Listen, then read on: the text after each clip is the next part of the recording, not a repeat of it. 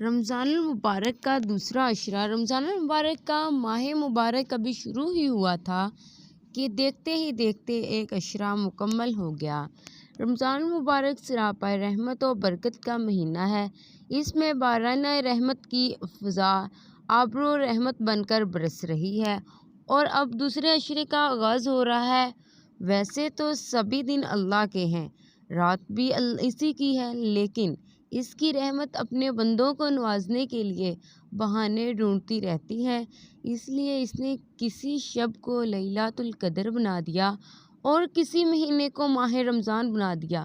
اگرچہ رمضان کو 3 عشروں میں تقسیم کرنے والی حدیث ضعیف ہے، تاہم اس کو ایک استعارہ کے طور پر بھی لے سکتے ہیں۔ روایت یہ ہے کہ رمضان المبارک کا پہلا حصہ رحمت ہے، دوسرا حصہ مغفرت ہے اور تیسرا حصہ جہنم سے آزادی کا ہے۔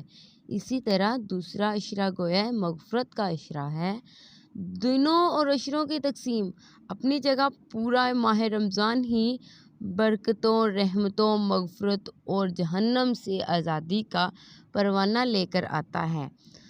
اب یہ انسان کی اپنی کوشش ہے کہ وہ اس ماہ مبارک سے کتنا فائدہ اٹھاتا ہے اور اپنے آپ کو کس طرح رحمت و مغفرت کے مستحق بناتا ہے۔ اس ماہ مبارک میں عبادت کا ثواب بڑھا دیا جاتا ہے، فرض کا ثواب 70 گنا کر دیا جاتا ہے، نفل کا ثواب فرضوں کے برابر ہو جاتا ہے۔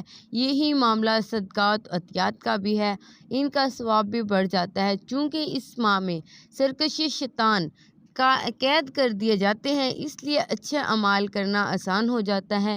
ماہ رمضان کا عشرہ مغفرت کا ایک تقاضا تو یہ ہے کہ ہم زیادہ سے زیادہ توبہ استغفار